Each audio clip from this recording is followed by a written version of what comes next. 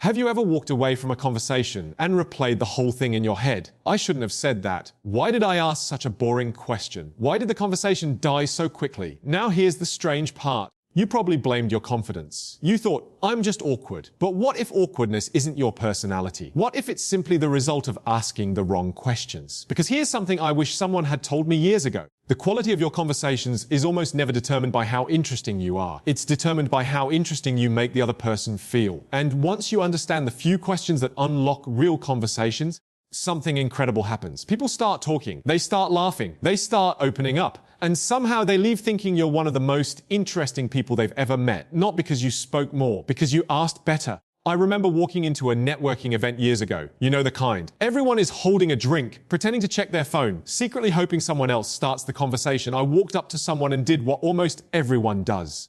So, what do? He answered, I'm an accountant. I nodded. Oh, nice. Silence. Then he asked me what I did. I answered. Another silence. Within 30 seconds, we were both looking for an escape route. Have you ever noticed that? Two perfectly nice people somehow create one painfully awkward conversation. It wasn't because either of us lacked social skills. It was because we were asking questions that only invited facts instead of feelings. Facts end conversations. Feelings create them. That tiny realization completely changed the way I communicate. And today I want to share 4 simple questions that can transform almost any conversation from awkward to unforgettable. The first question is surprisingly simple. Instead of asking, what do you do? Ask, what do you enjoy most about what you do? Think about the difference. The first question asks for information. The second asks for emotion. One person says, I'm a teacher.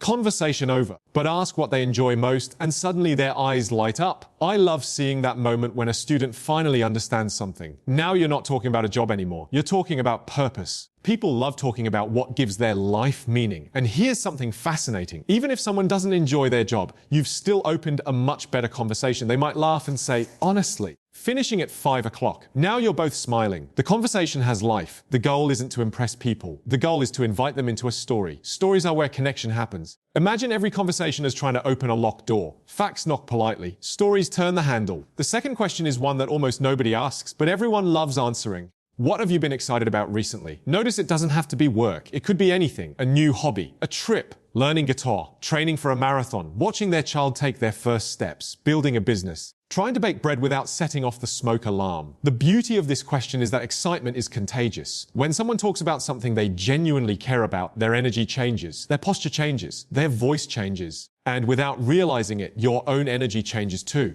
Have you ever noticed how different someone sounds when they're talking about something they love compared to something they have to do? It's like watching someone switch from black and white television to full color. Years ago, I met someone at a cafe. I almost asked the usual questions. Where are you from? What do you do? Instead, I asked, what's something you've been excited about lately? He smiled immediately. I've been learning magic. Magic? I wasn't expecting that. For the next 40 minutes, he showed me card tricks, explained why people love being fooled, and even connected it to psychology. I walked away remembering him for years. Not because he was a magician, because one unexpected question uncovered an unexpected person. Every human being has fascinating stories. Most conversations simply never dig deep enough to find them. Now here's where things become really interesting. The third question isn't about finding similarities. It's about discovering perspective. Ask this. What's something you've changed your mind about in the last few years? Think about how different that question feels. You're not asking who they are. You're asking how they've grown. Suddenly people reflect. They think. Maybe they say they used to believe success meant making lots of money. Now they believe success means having time with family. Maybe they used to hate public speaking. Now they love it. Maybe they used to think asking for help was weakness.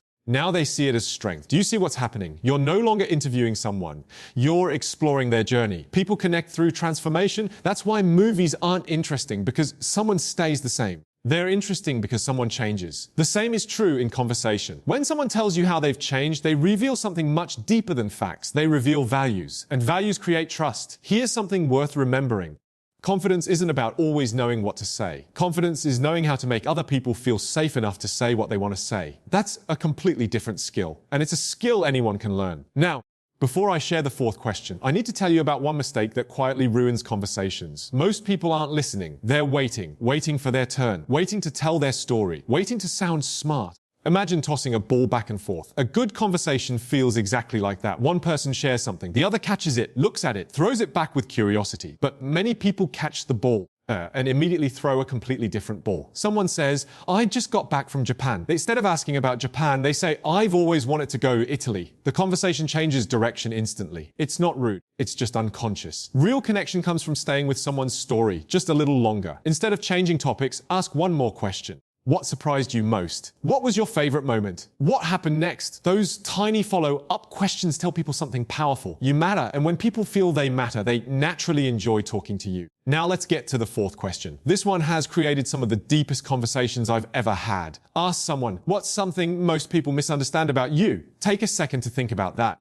Isn't there something about you that people often get wrong? Maybe people think you're quiet because you're shy, but really you're just thoughtful. Maybe people think you're confident, but inside you still struggle with self-doubt. Maybe people think you're serious, but your closest friends know you're ridiculous. That question gives people permission to be seen instead of judged. And isn't that what we're all secretly looking for? Not attention, understanding. One conversation changed my perspective forever. I asked someone that exact question. They smiled for a moment before saying, people think I'm confident because I speak loudly. The truth is, I'm terrified almost every day. I never would have guessed. From the outside, they looked fearless. From the inside, they were carrying the same doubts many of us carry. That moment reminded me of something important. The people you admire are often fighting battles you can't see, which means the person sitting across from you probably isn't judging you as much as you imagine. They're worrying about themselves, just like you. And suddenly conversations become less about performing and more about connecting. Now, I know what some of you are thinking. What if these questions sound unnatural? That's a fair concern. Here's the secret. It's not the exact words.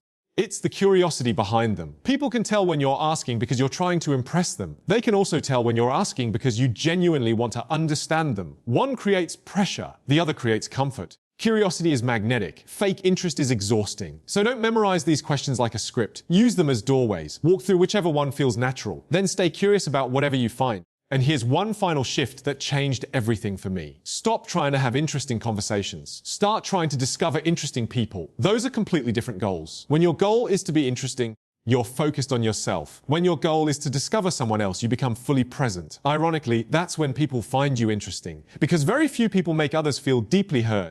Imagine if every conversation became an adventure instead of an exam. You wouldn't worry so much about saying the perfect thing. You'd simply explore. You'd notice details. Ask another question. Smile at unexpected answers. Follow the story instead of controlling it. Conversation is less like giving a speech and more like hiking through a forest. You don't always know what's around the next corner. That's what makes it exciting. So the next time you're standing in an awkward silence, don't panic. Don't rush to fill it with random words. Instead, remember these simple ideas. Ask about what people enjoy, not just what they do. Ask what excites them, not just what keeps them busy. Ask how they've changed, not just who they are. Ask what people misunderstand about them, not just what everyone already knows, because every person you meet is carrying stories they've been waiting to tell. Most people never ask, you can be different. And one day, someone will walk away from a conversation with you thinking, I don't know why, but talking to them just felt easy. They won't remember every question you asked. They won't remember every word you said. They'll remember how they felt, seen, heard, understood. And in a world where everyone is trying so hard to be noticed, becoming the person who truly notices others might be the most powerful communication skill you'll ever learn.